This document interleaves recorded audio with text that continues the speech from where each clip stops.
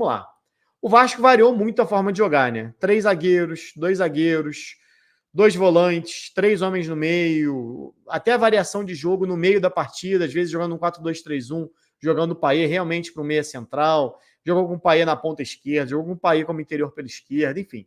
O Ramon não tem muito claro qual vai ser a ideia de jogo dele no sentido de que teremos um padrão. Não, tem buscas por padrões que às vezes vão dar certo, às vezes não, às vezes o jogo vai te pedir uma coisa, às vezes vai te pedir outra.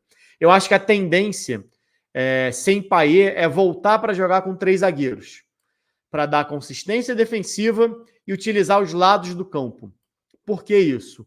Porque essa estrutura com 3 zagueiros te dá uma liberdade para jogar com esses laterais mais ofensivos. Tanto que o Piton apareceu fazendo gol, dando assistência, algo que ele já fazia naturalmente, porque ele é muito bom no cruzamento. Ano passado foi o maior cruzador do Campeonato Brasileiro em volume e um dos maiores em acerto, né, nesse tipo de jogada.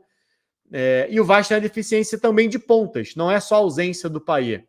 Então esses laterais, e para mim tem que ser PH e Piton aqui, ainda mais jogando dessa maneira com esses alas mais ofensivos, acho que é uma forma de você tirar essa construção do meio, ou pelo menos diluir um pouquinho essa obrigação de construção do seu meio, que não é qualificado, e utilizar um pouquinho mais esses jogadores de lado de campo.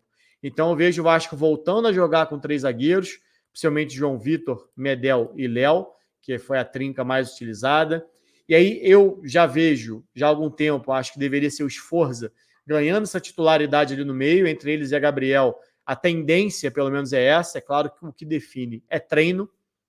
Você tem o Galdames, que já tinha essa função por dentro, pelo lado direito, tendo talvez um peso maior para pisar na área, talvez até uma liberdade um pouco maior para pisar na área. E, cara, o que vai acontecer muito possivelmente é o Matheus Cocão virar o titular como interior pela esquerda, como já foi em alguns momentos. E aí você forma uma dupla de ataque, possivelmente com o Verratti e Clayton, o Verratti e David, mais uma vez, o treino que vai acabar definindo isso, na minha visão, pelo menos.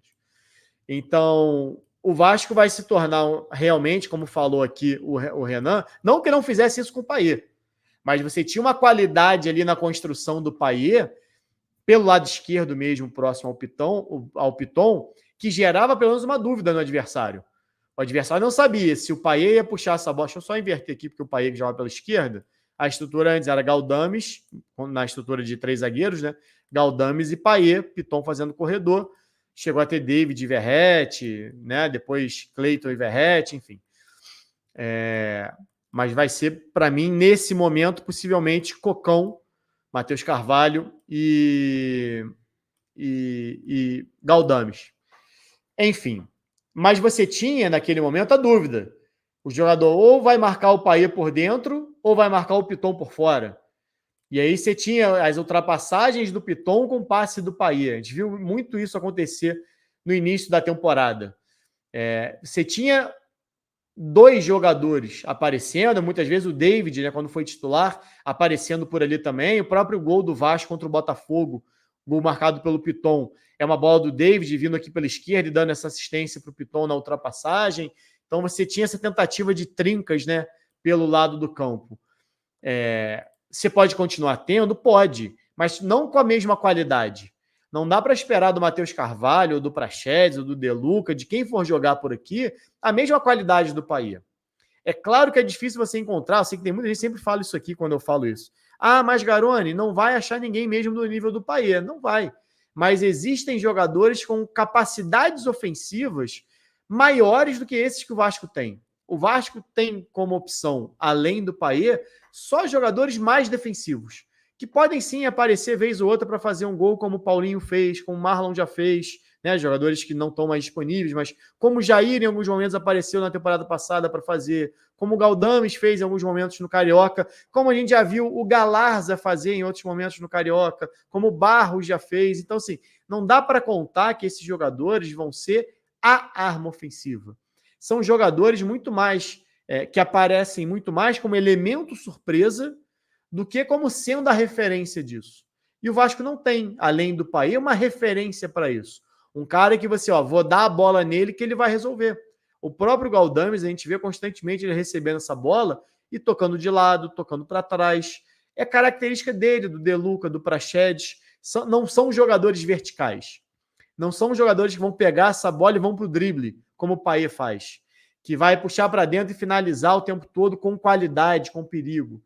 Então, é uma perda que o Vasco já deveria ter pensado, não só em perder o Payet, mas em muitas vezes ter que substituir o Payet ao longo do jogo, ou até numa necessidade de um time mais ofensivo, jogar ao lado do Payet. E o Vasco não tem. Né? O Vasco não tem, além do Payet, um cara com essa qualidade. Então, vai ter que se valer muito mais da força física. Mas aí entra o que eu falei até no início.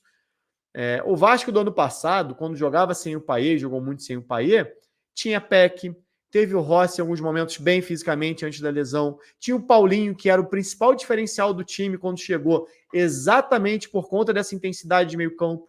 Então era um time que, tecnicamente, não era acima da média, mas que conseguia ter uma intensidade na marcação e velocidade na transição suficiente para incomodar os outros times. Por isso o Peck foi artilheiro, porque era um cara da velocidade, rouba a bola e acelera, e o Paulinho do lado dele o tempo todo ajudando nisso. O Marlon Gomes evoluindo e ganhando espaço devagarzinho com isso. O Vasco não tem mais nenhum desses que eu citei. Todas essas referências que eu citei, o Vasco não tem mais. Então é algo que o Vasco vai ter que... Ou seja, perde qualidade e perde intensidade. O impacto não só do Payet, mas de Payet, Paulinho, Jair, Peck, é esse. O Vasco não repôs a altura. O Adson é veloz, mas não é um cara que briga igual o Peck. Não tem essa característica igual do Peck. Até tenta, mas fisicamente também nem consegue duelar tão bem assim. Muito mais no 1 contra 1, mas também não é um goleador. Então, assim, se a bola não chegar no Verratti, vai ser difícil. Vai ser muito difícil. Fala galera, só lembrando que esse vídeo é patrocinado pela 1xBet, maior site de apostas do mundo e que é parceira antiga já aqui do canal do Garone. E a promoção continua. Se você fizer o seu registro no link que está aqui na descrição desse vídeo e utilizar o cupom GARONE, quando você fizer o seu primeiro depósito, você recebe o valor em dobro. Ou seja, botou R$50, recebe 100, botou 100, recebe 200 para apostar. Então não fica fora dessa não. Aproveita o link aqui na descrição e utiliza o cupom GARONE no seu primeiro depósito para aproveitar essa promoção da 1xBet.